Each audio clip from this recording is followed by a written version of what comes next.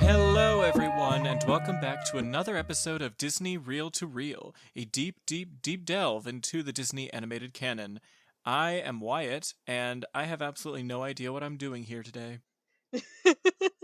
Yes, today is my day. Who are you? This is Rayleigh.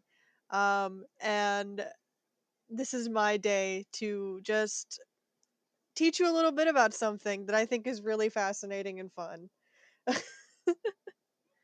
What are we gonna You get just want into to it get like into right off the it. bat? Like, can we just just get some? No, well, I guess I kind of want to stick All to right. some bit of structure a little bit, Yes. maybe by asking another general personal Disney question. Hello, everyone. Um, I guess my question for this episode will be: what is the number one Disney song on your playlist right now? Number one Disney song.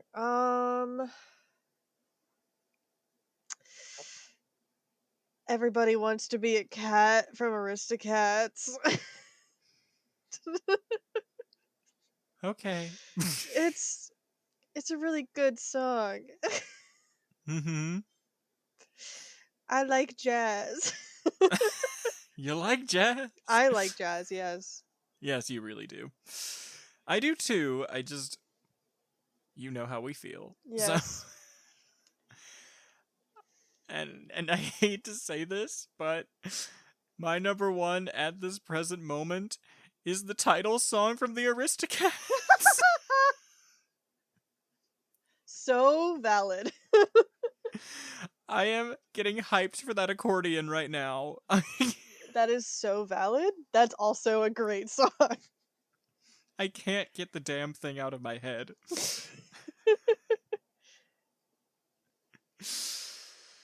Uh, and then Marie Chevalier. Holy uh, Lord. love her. Oh my god. Okay, fine. Let's get into it. I guess my only question Mhm. before I let Rayleigh hold the reins, and this has to do with, you all know that these episodes come out with a very like creative personal logo to distinguish everything in the catalog. And so my question for you, and what I'll have to bring up to my commissions artists in the future, Mhm. is does your subject focus on a character?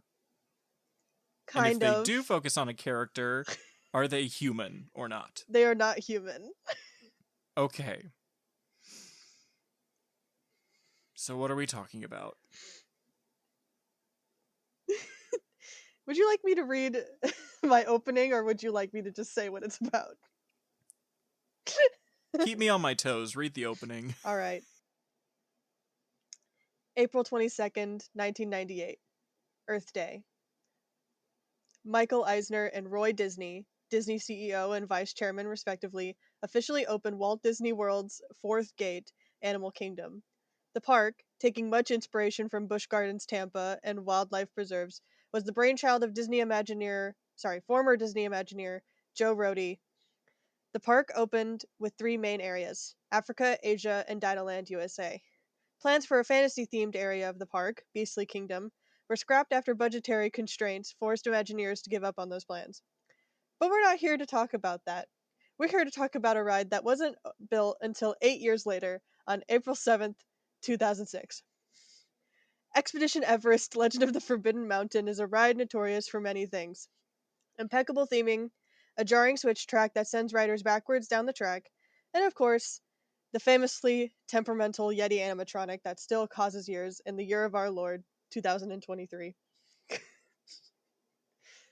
Today, we are talking about Expedition Everest, Legend of the Forbidden Mountain.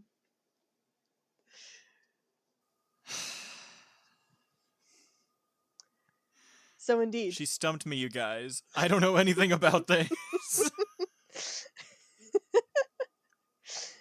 Don't worry. But at least I have an idea of what I will be asking an artist to draw. Yes.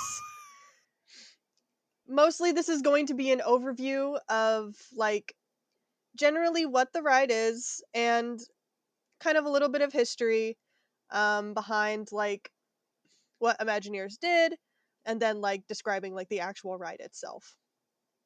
Okay. So, where is this ride in the park? So, the Expedition Everest is located in the Asia section of the park. Basically, the theming around it is a Himalayan village, basically in the northern foothills of India. And basically, it's kind of been the town has kind of been kind of revamped. Like it was originally like a very like down low area, but it's been kind of like revamped by looking at my notes. um by the Himalayan Escapes Tour Company.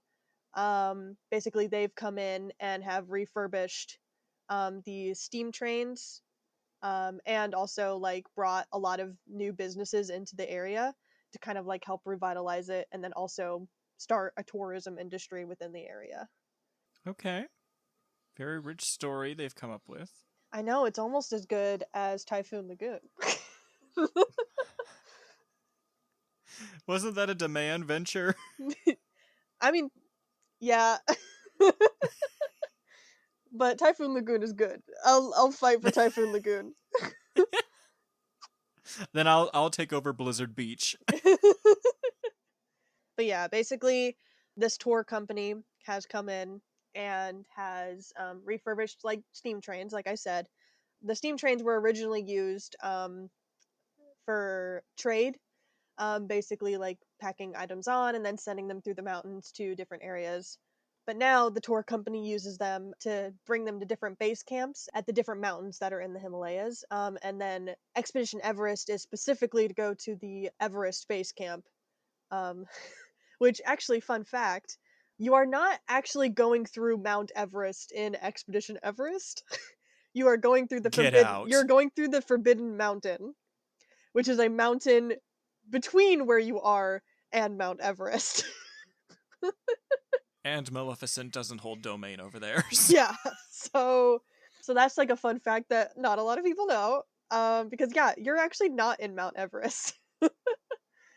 And basically, the track that you are specifically on is the one that goes to Everest. That's why it's called Expedition Everest.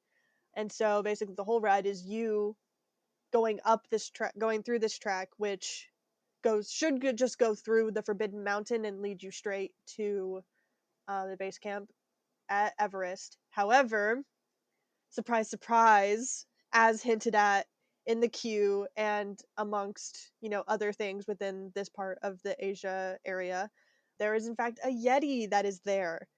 Basically, his goal is to stop man's encroachment in the natural area. And he's not too happy about a bunch of tourists coming through the mountain. Now, that's enough about the story. I'm going to go into some numbers. Try not to fall asleep, but this is actually really interesting, to me at least. The mountain facade, because it's not a real mountain, obviously, it is a fake mountain that has been built around the actual track of the coaster. That mountain stands at 199.5 feet. Specifically, it is a half foot smaller than the requirement, to where if it were at 200 feet tall, it would require a like red blinking light for aerial crafts to watch out for it. Which reminds me, how tall is Cinderella Castle again? Let me find out. Okay, it's 189 feet tall. Okay, so that's like 11 feet shorter. Yeah. Okay. So yeah, Just putting it into perspective. yeah, the Forbidden Mountain is in fact the tallest of all of the mountain themed roller coasters that Disney has built, which includes, Big Thunder Mountain, Splash Mountain, Space Mountain, Mount Gushmore, just all of those. It is tall. It is like the tallest, I believe, Disney ride, and may even be the tallest, or at least one of the tallest structures. When building this ride, and of course, the queue and the theming around it, Imagineers actually traveled to the Himalayas to get a feel for the culture and like the actual like legends about the Yeti. They also brought back some artifacts that the area they were around were like willing to give, and that's what populates the queue. The queue basically brings you through like a little, almost like a kind of museum, where it shows like different like relics, possible Yeti footprints. It even like shows like the possible like remains of a base camp that was destroyed by the Yeti, other stuff like that. It's really cool for me because I love looking at all that cool stuff.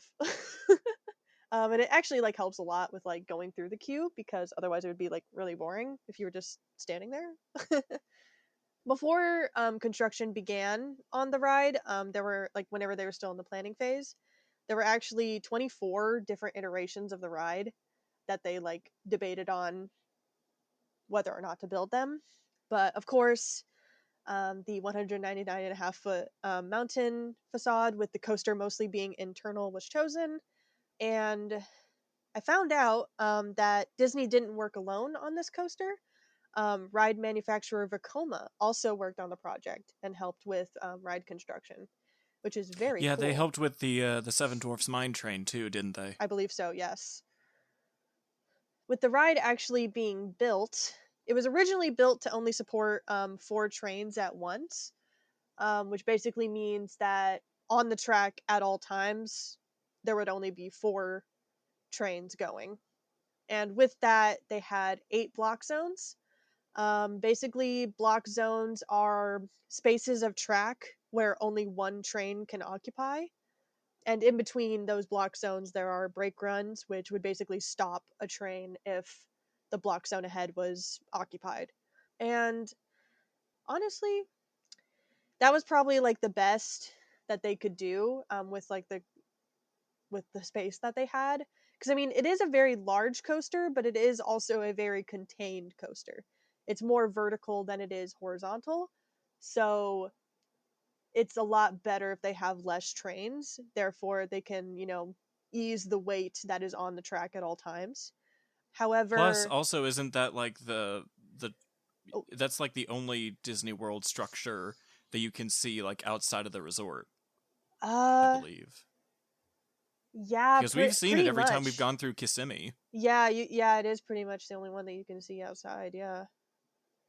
However, after like a little bit of like working, Disney really wanted it to, do more. So they actually did some calculations, and they, now at max capacity, the ride can support 5 trains. However, that requires the removal of a block zone, which you would think, no, you should add a block zone if you're adding another train. However, no, because Imagineers didn't want to put on a, as put by Michael Demand Eisner, a bad show.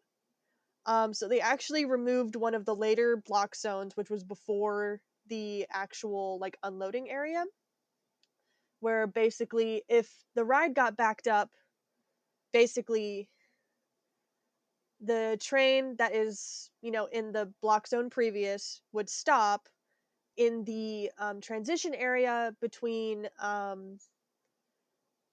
after going backwards, the transition before going forwards, they would stop where they would see the shadow of the Yeti ripping up the track, and then they would just stay there until the backup was resolved.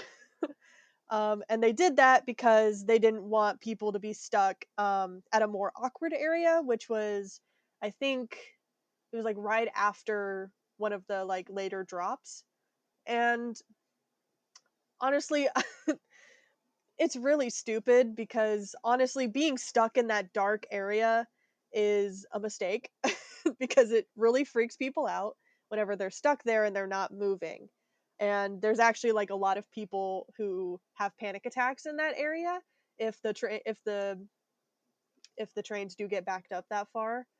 And it's just not good. And honestly, I hate Michael Eisner for saying that they don't want to put on a bad show as the reason for doing that. Like, come on, man. That is just, ugh, so bad. I mean, maybe that comes from like the neurotypical reaction to like, oh, people like being scared. It's like, no, not when you're stuck after just seeing like, like you see like a little video of the Yeti like ripping up the track and then he like jumps away, which as he jumps away is usually when when the train starts moving again after the track has switched to allow the train to, go forward into that drop. Um Yeah, I'm watching a video right now. yeah. Um but if it just stays Holy stuck shit. there, then people are just stuck in the dark when the train is supposed to move and it just doesn't move. Um And there's like very limited light sources. yeah, it's very dark in there. And so like honestly, I'd argue that that's a worse show of just having people stuck in the dark if it if if the ride gets all backed up. Like it's Which makes me think like which would be worse, getting stuck on Expedition Everest or Tower of Terror? oh man, oh that is a good question. Cuz I have been stuck on Tower of Terror before. But luckily they got it like moving quickly again, so like it wasn't like a huge deal, but my dad actually got stuck on where they had to like escort people out because they couldn't get it working again. Mm-hmm. And he was like, yeah, it was like really dark, but then they turned on the lights and it was like really bright in there. Honestly, I would think if I were stuck on Tower of Terror for longer, I would be more like terrified of it. you know? I think I would hate both. I mean, yeah, I would definitely hate both, but Tower of Terror is like I hate heights more than I Mm-hmm. hate being in the dark. Just knowing that I'm super high up in Tower of Terror freaks me the fuck out. So basically, if you were ignorant, then it wouldn't be such a big deal. Yeah, if I was ignorant, then it's fine. But yeah, basically, actually, speaking of the switch track, there are two in the entirety of the ride. Honestly, give me a guess for how much they weigh. Give me a guess. Well, I need a They are very maximum big. point. Very big. They are very big. They're about the size of a school bus. Okay, how much does a school bus weigh? Oh. Oh my god. Here, I'll just tell you. Well, I'm sure it's like tons. Yeah. They okay. So each one weighs 200,000 pounds. Okay, yeah, I was way off. Imagine. Okay. So again, these are the size of a school bus, and they weigh 200,000 pounds. Each one takes 6 seconds to fully rotate. 6 seconds. That is insane. My god, I'm surprised that in today's world people have the patience for it. My I god, like know. make it like 2 seconds. Jeez, get rid Well, of I the mean, Yeti shadow. the Like, thing ugh. is, the thing is, these are actually like a technical marvel because of the fact that they are suspended hundreds of feet in the air, but they are able to rotate this fast while being that big. Hmm. For a comparison, the Hagrid's motorbike ride at Universal also has a switch track. It only takes like I think like a single second to switch. However, it is able to do that because it is on the ground and it's not rotating. It's just moving left and right. However, the one in Everest is like fully rotating. So, I mean, the fact that it can do it in 6 seconds is actually very impressive. And honestly, Imagineering was right for that one. That was really good. Now, we can talk about the star of the show, the Yeti. At the end of the ride, there is an encounter with the Yeti. It is a 25-foot tall animatronic. That bad boy, he's a heavy boy. He weighs 4 tons. So more or less than a school bus. More or less. I believe he weighs more than a school bus. Damn. Let me look that up real quick.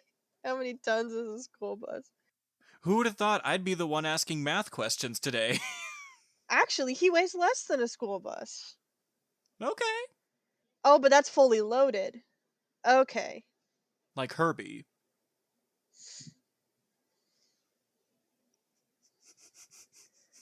Okay. I'm sorry. I'll keep that pun to myself. It's okay. But okay, so the Yeti, very heavy, very tall. He actually can't support his own weight on his legs. So he basically is attached to like a big arm that like attaches to his back. And that arm is what actually like moves the Yeti as well as acts as a counterbalance so the Yeti doesn't collapse in on itself.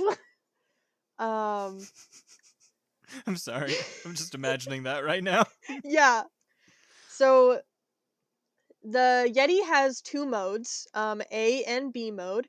A mode is what was seen like basically up until 2007 at the latest, which is where like the Yeti like actually moves forward and backwards, like reaches out a little bit towards the track.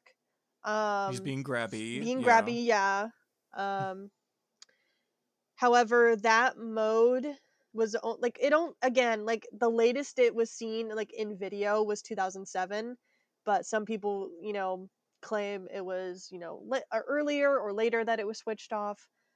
A mode was switched off permanently at some point due to the fact that the high power of the animatronic, as well as its weight, was found to be damaging, both to itself and to possibly the ride itself.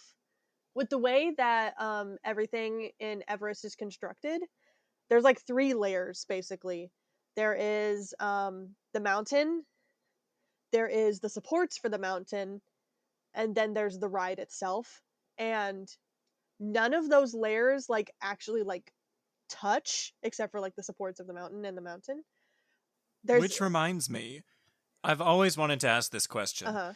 So the utilidors, Yeah, they only support the Magic Kingdom, don't they? I believe so, yeah. Okay, because I really wanted to ask. It was like, I'm sure, like obviously by 1998 they weren't putting in that system anymore, but Yeah. like I was wondering how much of that like the ride is taking up space in the underground buildings. I mean the ride takes up like 8 acres. It's wild. Mm. But that's like including the mountain. But yeah. So yeah, these 3 like these layers don't touch. And actually in some places there's like millimeters between where they touch. It's kind of insane. Like I saw a video of like, the Imagineers inside of the mountain facade, and they showed like where like the ride supports and the mountain are like they're basically touching, but they're actually not. And it's it's so crazy how well they use the space within the mountain. But yeah, back to the Yeti. Basically, yeah, with A mode on, the Yeti was very much in danger of either causing damage to the structure of the mountain slash the ride, or causing damage to itself, wherein it would collapse on itself and then proceed to collapse onto the track, which is like a couple feet away. Either harassing customers or killing them. Exactly.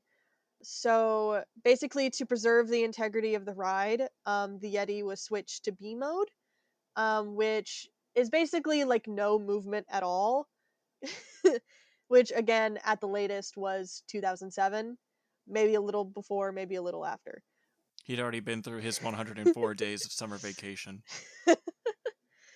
So yeah, basically it was turned into that. So without the Yeti moving, Imagineering had to get a little creative how to like keep the illusion. So they just turned on some like wind sound effects and a strobing light to like make it seem like it's moving. And this iteration of the Yeti is known as Disco Yeti, which I love. I love the fact that it's called Disco Yeti.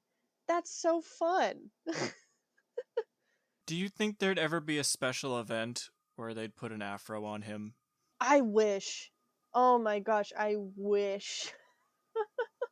That would never happen, obviously, but like that just means we need to be on the board of directors or something. I know Disney, I don't know, like just like hire me. I But don't. please hire me, not as intern, please, but like as park manager on the No, spot, because for please. real, without like without a resume at all, like I mean, like Walt always said, Disneyland will never be complete as long as there's imagination left in the world. And boy, howdy do I got it. no, for real. Do you have anything that you're curious about? um, I'm looking at a lot of stuff. I think currently I'm looking at the gift shop that you go into immediately after the ride. Yes. And it's you can know that this is a Michael Eisner ride Yup. because of the gift shop. Exit Um, into gift shop. One of the tried and true methods of theme park design. God, even on Winnie the Pooh, that bothers me. Yeah. I do appreciate that of all the mountain areas, this one is very specific to a culture and not Yes. just to like a time period or something or Yeah. just an aesthetic. I believe the village itself is called Circazong, and then of course the gift shop is the Circazong Bazaar. So it is like very in theme with the rest of the area. And then once you go up the first lift hill, I do love that if you rode it between when did the 50th anniversary celebration begin? Uh, let's see. Oh, 2021. 2021. That's just what I was about to say. Yeah. Um I do love that once you get up that first lift hill, you could potentially catch a view of the Kite Tail show playing in the lagoon. Yes, that is fun. Yeah. The riding Expedition Everest at night is actually it's very beautiful. I recommend it. Does it have more effects on the inside or is it just dark No, it's just like it's 24/7? dark and you can also like but I mean you can see the lights of the park. And I think Hmm. that like it makes the park look even more beautiful in my opinion. Getting to see it all lit up and at night, I think that's really cool. Beauty and thrills. I don't know if that'd be enough for me. I mean, fair. I don't know. Because I sharing a story, I don't think we've shared this before, so I'm not like repeating like an old record. But well, yeah, I gave a like a brief thing about this Mhm. during our revival ranking. The first time I rode Space Mountain, I was 16 years old, 15 years old, somewhere in there.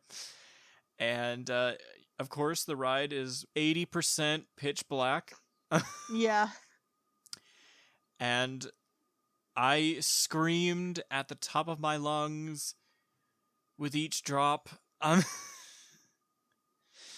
And I know that Expedition Everest probably isn't that drop heavy, Yeah, I think there's like two or three in the whole ride. I mean, it really isn't drop heavy. but it is It's a lot more of like about being winding around. fast. It's more Yeah, about being fast, yeah. And of course the switch tracks. yeah, yeah. And it does look like that. I don't know what technical term it is, but like the when you get to that track that is seemingly broken off, Oh and then yeah. you go backwards. That's the first switch track, yeah. Yeah, the first switch track. Okay, I can imagine that freaking me out if I wrote it for the first time.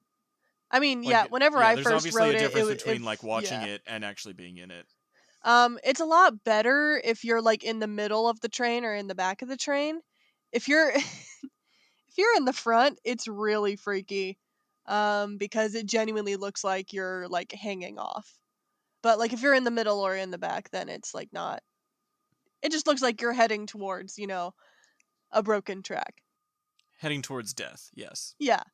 But then you like stop, and it's not a huge deal. And then of course you go backwards. Um, yeah, my first time riding this, I don't remember how old I was. I just know it was on one of those like millions of Disney trips that we took when I was younger. Um, Actually, and that's a good question for our listeners. How many times have you been to a Disney park?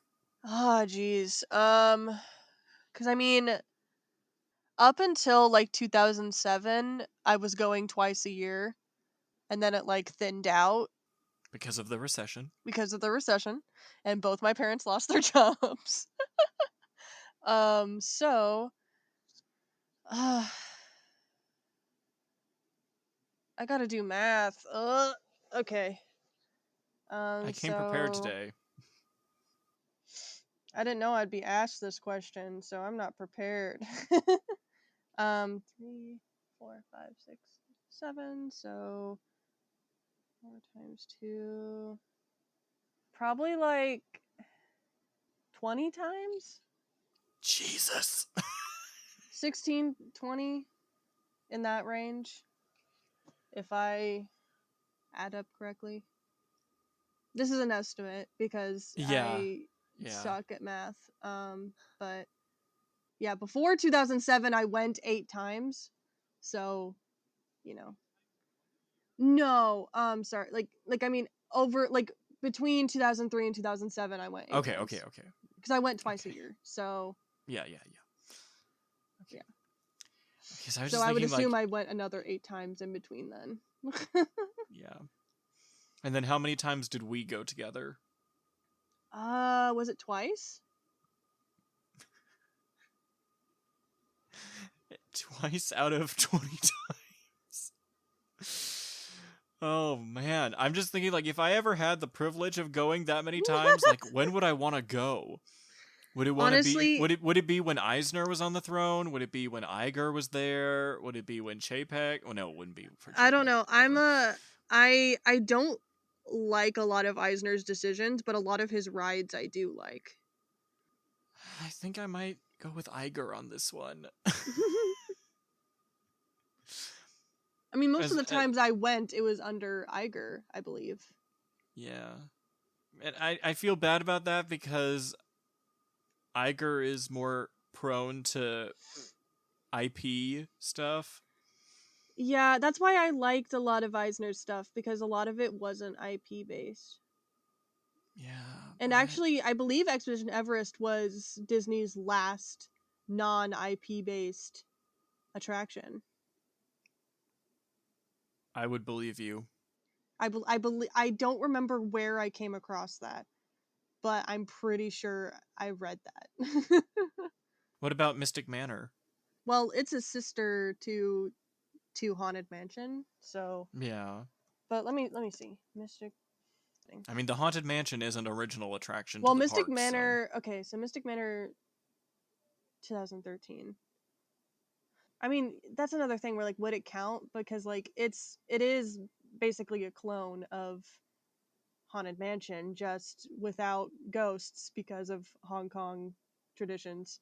I don't think I would be picky about that Yeah, because like includes entirely different characters, entirely different ghosts, that is different true. music, different ride systems. That is true. So yeah, So yeah. Mystic Manor could count for that. Then I guess just for the Western Disney Yeah. parks, it would be the Okay, last yeah. non-IP. Yeah. Honestly, I'm sorry that I don't have like too much else to say. And context for the listeners, I sent Rayleigh a text like a week ago saying like, "Hey, I've got 2 shows in 1 week. Please just like To be fair, you sent me this text on like Friday. Thursday evening. Thank you." Yes, it And was 8:30 Thursday night. yes. So And I pulled together what I could. yes, and you pulled a very good amount of information. But I watched a lot of YouTube videos for this. And of course I did some reading where I could find it, because surprise surprise, not a lot of people cache things from like 2005, 2006. So a lot of this information is stuff that I had to like dig to find. did you find anyone with emo bangs riding the attraction? No, I did not, unfortunately. Damn it. I know, it's a That would make travesty. it a true period piece.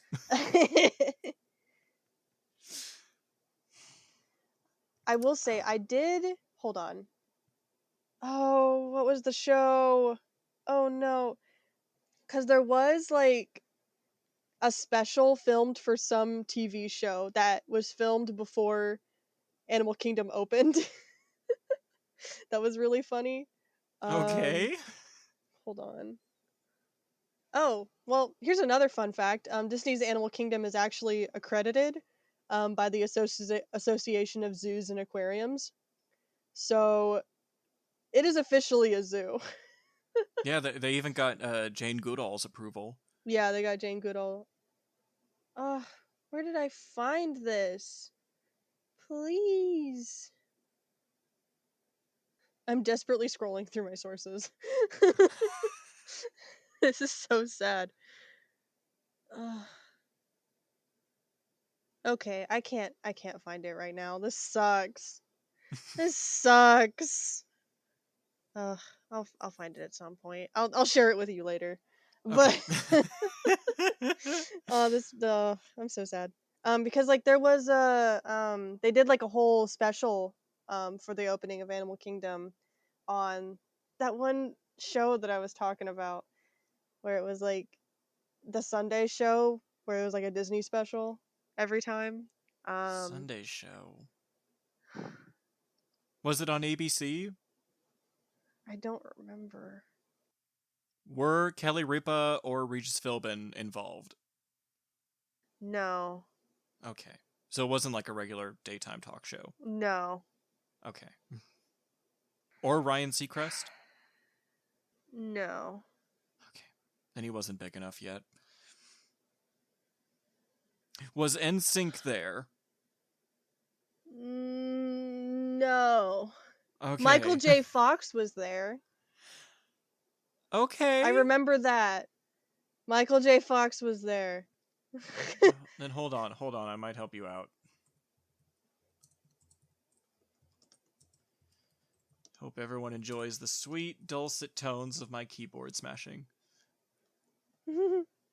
It looks like he was involved with a TNT drama called Animal Kingdom. And actually, I don't even know if that's him. Oh my god. I'm sorry.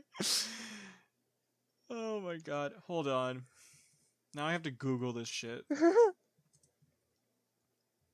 Okay. I think I'm seeing something from the Orlando Sentinel. Okay. April Please. 20th, 1998. Special with Michael J. Fox, Drew Carey, Stevie Wonder, Yeah, and Drew David Carey was there Copperfield. too. Yes, I remember that. Yes. Yeah, so it was the opening special. Was that just what it was called? I believe so. Okay. Cause yeah, I remember Drew Carey was also there for some reason. Hold on. They also list get these fucking notifications out of my way. No, I don't want to hear about a special subscription offer. Get out. ABC's Good Morning America and NBC's Today, Okay. as well as NBC's Live with Regis and Kathy Lee. So I was right about Regis! So yeah, that's what it had to have been. Huh. Oh wait. Okay, I think it was Wonderful World of Disney that I was thinking of. Okay. Cause they would do different stuff. That makes sense. I think it was Wonderful World of Disney. Maybe that's what the special aired on? Yeah, that's what I think. It like aired in like place of like whatever episode they would do. They'd air the special. Okay. So yeah, I guess if you guys want to check out reruns of TNT's Animal Kingdom, here you go. I guess. Yeah, whenever I was searching up like information about Animal Kingdom, like that show kept coming up, and I was like, that's not what I'm looking for. I'm not looking for crime dramas. I kept having to put Disney after everything, and I was like, God damn it. Stop pulling up this stupid show.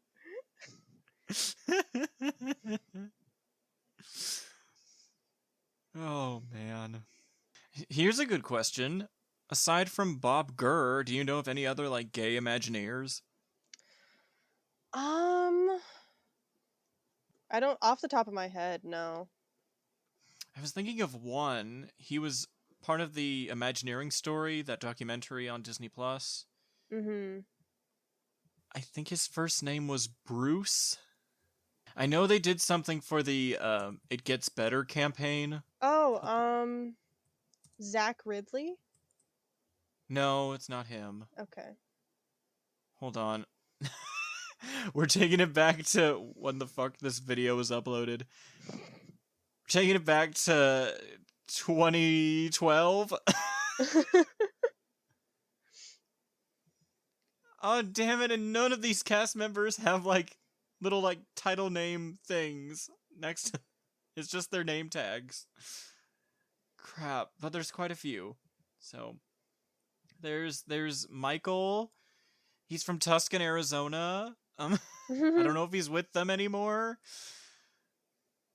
But he's in the It Gets Better video, so... Oh, jeez. God, I'm gonna find him. Where's the guy? Oh, hold on. Yes, his name is Bruce. Okay. But I don't remember his last name. You'd have to watch the documentary. Fish are friends, not food. I'm sorry, that's just what I think of when I hear that name. Oh my god. Fuck. Hold on, everyone. I'm gonna... Bruce. Imagineering Story. Bruce Vaughn. That's who Bruce it is. Vaughn. Okay, that's a cool name. Yeah. Vaughn. That's a sick last name. Yes. Now tell me where he's gay. Tell me. Internet, tell me. Tell me he's gay right now. Tell me he's Google, show me this guy's balls. No! Oh my god. You're kidding. Although, as of March 7th, he is back at Imagineering as Chief Creative Officer. Oh, hey, good for him. Yeah. So, I guess he's not big enough to have a Wikipedia page. So, I think I have to go through Instagram. It's a struggle trying to find the information, man. Yeah. But he got a degree in English literature from Colgate University. Hey! English major besties! Woo! And a minor in art history. So. Yeah, good for him. Yeah. Our history's sick. Indeed. So he's one of us. One of us. One of us.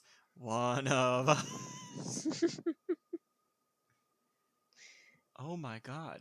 Am I literally gonna have to type gay in the search bar? Bruce Vaughn gay. Hold on. I'm so sorry, everyone. It's okay. We just got on this topic, and then we're just trying to desperately keep it going. Or, like, trying to, like, make sure that we're right. Make sure we're right, also because we're still recording during Pride Month, so... Yes, of course. Yes. I just have to say, before I open the article, there's a third article that was by Ben Vaughn from 5 days ago, and the headline reads, "Can Bruce Springsteen refuse to play at a gay wedding?" Oh my god. Ben Vaughn asking the real questions. The real question. Let's see. An article from Inside the Magic from 2011. It says about him, familiar Disney employees featured include Bruce Vaughn, though their contributions and messages are no more or less important than the many cast members who offer their own stories of being bullied for who they are. Okay, Instagram, hold on.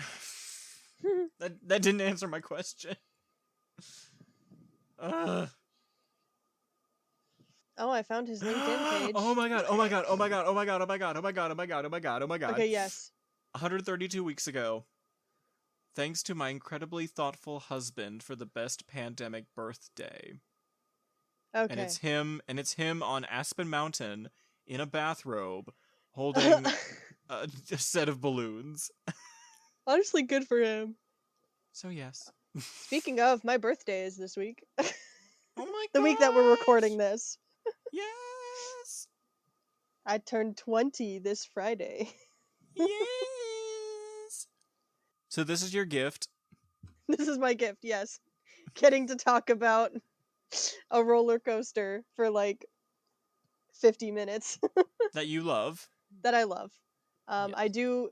Expedition Everest is genuinely, I believe it's my favorite coaster. Of course, it's hard to pit it against Tower of Terror. But Expedition Everest, I think, wins out. I love Disco Yeti. Hashtag Disco Yeti for life. No, hashtag Disco Yeti for 2023. Yes, because, okay, Expedition Everest was actually closed in 2022. And it only, like, recently reopened, like, at the end of 2022. So, Disco Yeti deserves everything.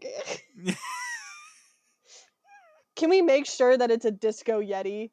For, like, can the artist Can we throw please everyone do a off? Disco Yeti? Like, we take the time to build up our world, immerse people in this Himalayan mountain and shit like that, and then all of a sudden just have a Disco Yeti. Disco Yeti. Disco's back, alright! Oh my god, there's this fucking TikTok audio where it's like disco snails. And it's like, turns out disco's not dead, turns out it just got small. They like to boogie oogie in their little buggy bodies. And it's like, what the fuck? Ugh, I don't know why that reminded me of that, but I felt like you needed that. You needed that information. That was pretty pertinent, thank you. In fact, that makes me feel like we should make the Disco Yeti a Pride Month exclusive. Oh my god. That would Every be so June, funny. Pull out the glasses, pull out the caftans, pull out A rainbow like afro. Yes. Have him fall over. Have him fall over and kill a bunch of people.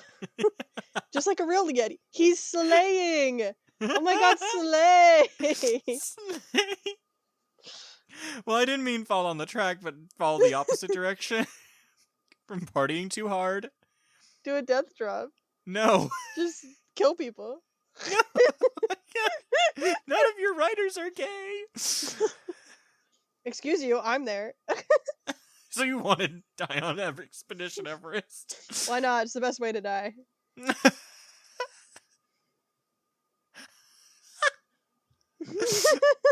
god! And then instead of that shadow of the Yeti, we have the snails dancing. Yes.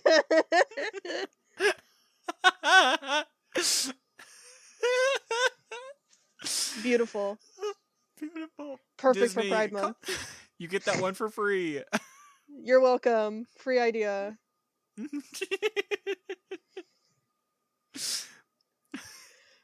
Buy up DreamWorks and then it can be turbo themed. Oh my god, that turbo. I remember watching Turbo. I've never seen it. I don't recommend it. Yeah, I didn't think so. I mean, it's not a bad movie, but it's not a good one either. No.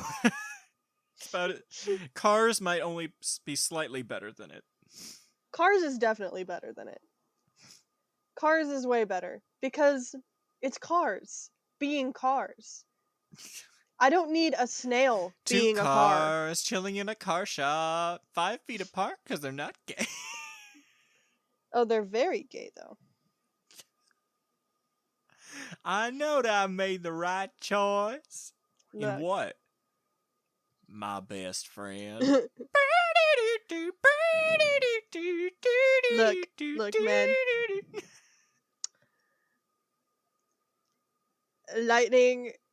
Lightning is a twink. Oh my. Lightning You're literally McQueen is calling a a twink. car Look, if Lightning McQueen were a human being, he would be a twink, and you cannot tell me that I am wrong. Oh my god. Doc Well- Hudson would be a gilf, Oh and Mater would just be a good guy. no, he'd have a beer belly. He'd have a beer belly, but he's a good guy. Oh my god. He's the perfect man. No, she just likes me for my body. Oh my god. But yeah, that's my opinions on cars. That just involves finding out which NASCAR driver looks like a twink. Make him Lightning McQueen. I don't even watch NASCAR. I know. We Then you don't- live in Indiana, and I don't watch anything to do with racing. We have the Indy 500. And I've gone once, and that was enough. Well, that's more than I can say. So It was not worth it. They I didn't got play a any single Sheryl Jello Crow. shot for my trouble. You didn't have any fangirls dressed in Dale Earnhardt Jr. apparel. I mean, yeah. We love you, Earnhardt. Ugh. I just hated I mean, everyone was like either drunk off their ass or high as fuck. I could smell the marijuana in the air. Like, Really? it was, oh, smelled so bad. Jesus. Yeah. And on that note, I guess we can get to our final question. Final question. I guess we'll have to bend it a bit since this ride has no source material. Yes, it is a non-IP based attraction. Well, not even non-IP. It's just there's no movie before it. There's no movie after it. Yeah, it's not like Haunted Mansion that got a little movie after it. Yeah, I'm not watching that for the podcast. Me either. Yeah, I'm sorry, I've watched guys. it once, and that was it. That's yeah. So, how do you think Expedition Everest influenced the way that Disney park rides are built to this day? Well, I mean, they didn't make any, besides like Mystic Manor, they didn't make any non-IP attractions again. So, It's the end of mean, an era. the end of an era, for real. I mean, I feel like part of the reason why Expedition Everest was even like built was because they wanted Animal Kingdom to stop being a half-day park. They were like, guys, please, no, it's interesting, we promise. We have See? Goodall's approval. There's a ride now. See, be happy, be happy. And it doesn't just involve a safari jeep. Yeah, it's like it's an actual coaster. Oh my gosh. So I feel like it probably influenced like, I mean, Eisner was always pushing for like more thrill rides because he wanted everything to be cool. Because of his son, Brent. Because of his son, Brent. I mean, even the park that like wasn't meant to be like super thrilling, it's like it's the animal preserve. They were like, hey, what if we put a coaster? And I think Disney still kind of held on to, okay, if we want people to stay, we need to add more stuff, or like add more coasters, add more thrill rides. Because I mean, it definitely worked, at least for a while. Animal Kingdom did see a boost in attendance. It did see a boost in people staying for longer. And again, they also saw that whenever they added the whole Avatar expansion. I think they still hold on to that of like, if you want, to attract people, you need to build something worth their interest. So I think that's where Expedition Everest stands. Yeah, I think that actually supports something that Walt said, which he was like, "Build it, and they will come." You know, Yeah, just I think that if you're not a definitely is thrill where it is. seeker, then you're probably not gonna stay anywhere near it. Yeah. Like me. It's okay, I'll go.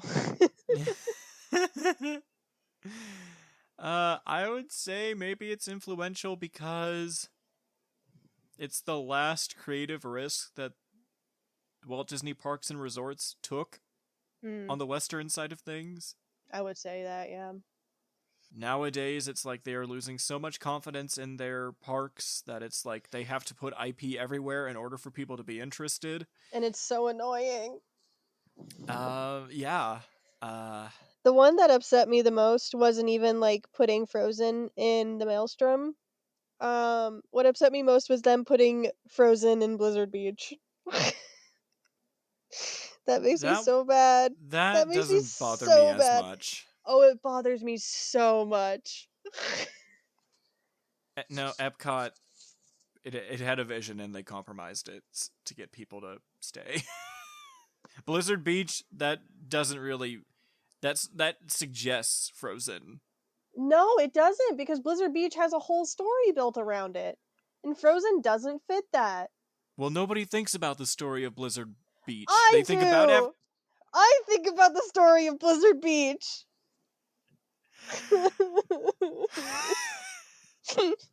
Mommy.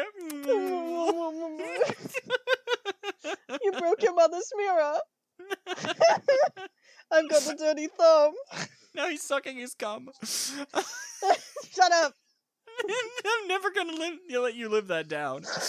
I still cry over that. I know, so do I. Oh my god. Actually, not as much as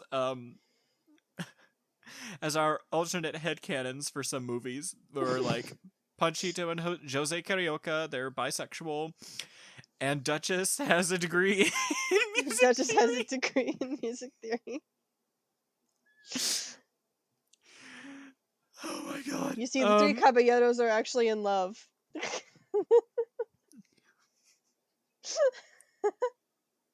I want to see her diploma. Disney, show me a sequel. You know what? I'd rather watch a movie about her getting through music college rather than the movie that we got. I honestly, yeah, I would prefer seeing her as a single mom trying to get through college. And the best part would be her being a student surrounded by humans. Oh yes, 100%. That would be the best. She's transcending multiple boundaries. She's her breaking playing the ceiling. harp in front of a bunch of people would have been hilarious. That would have been so good. Instead, we got a bitchy butler. For real. And he's stupid. He's so stupid. Anyway, he just had to outlive 4 cats. He didn't even have to do that. Who's giving the cats the money? The physical money? I don't know. The lawyer guy. But he's not bright either. So. Well, yeah, he's just stupid enough to start handing money to cats. And then he would give the butler like 20 euros or something. Yeah, something like that. He'd be like, your salary. Oh my god. I did not expect us to talk this much about the Aristocats on an Expedition Everest episode. I know, it just keeps coming up. Because it's so dumb. Oh my god. Anyway. Yeah, I think I've said what I've said. Mm-hmm. And, I've said what I needed to. So glad I could talk about one of my favorite rides. And it really is a marvel of Imagineering that this ride was even created. I wish they would put this much effort into stuff again. yeah. But inflation, sweetie. Inflation. Tale as old as time. It's a metaphor for capitalism. Oh, hello there, blue-collar worker. I'm a metaphor for capitalism. Don't mind me quoting the Spider-Man movie. That's an actual quote from the recent Spider-Man movie. It's a metaphor for capitalism. Across the Spider-Verse? Yes. Okay, I haven't seen it yet, so Oh man, now I it's know so what to good. expect.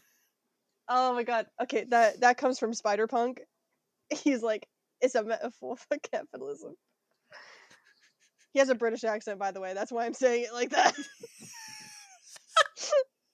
I would have accepted it either way. It's like, oh, that's just her being quirky, like... No. All right, well, that concludes this chapter on Disney Reel to Reel. Woo! A lot of tangents. A lot of tangents. But you know what? It was fun. And we got a little history lesson. A little history lesson.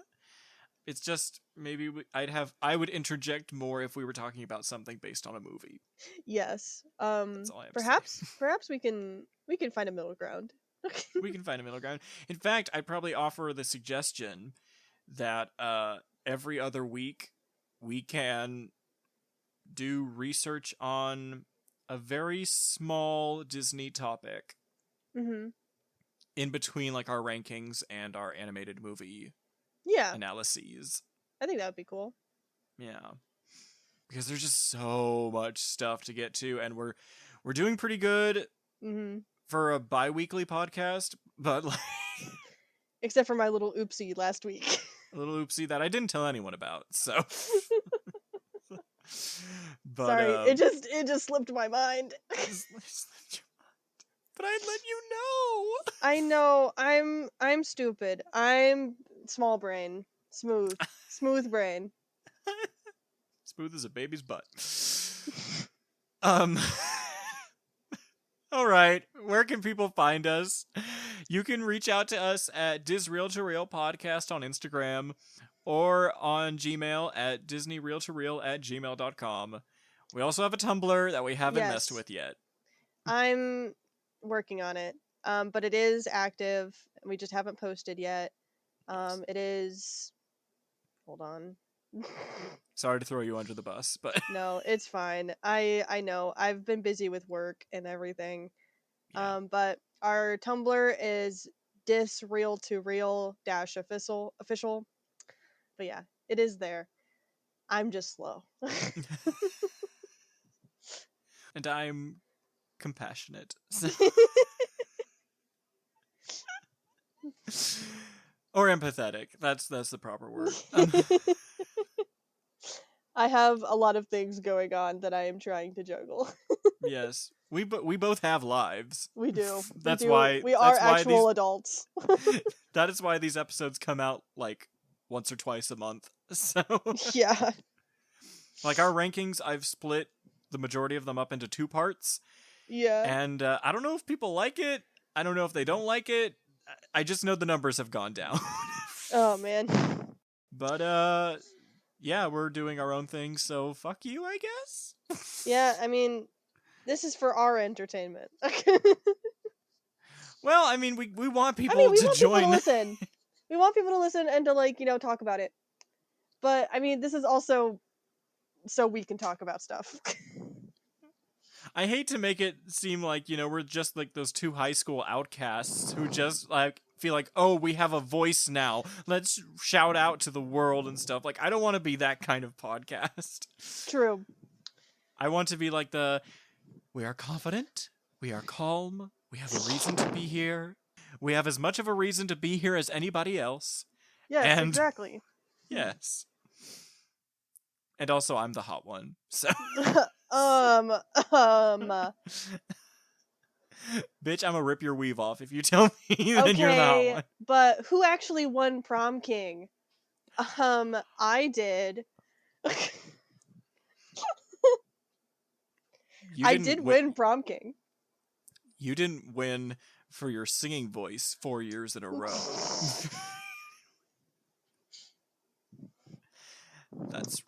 That's my pretty trait. Okay, I can play the viola, and I played for 9 years. So... Wow. Aren't you a real Amadeus Mozart? I'm actually the pretty princess, so... And neither of us are George Ryan Ross III. All right. So until next time, everybody, have a magical day. Bye.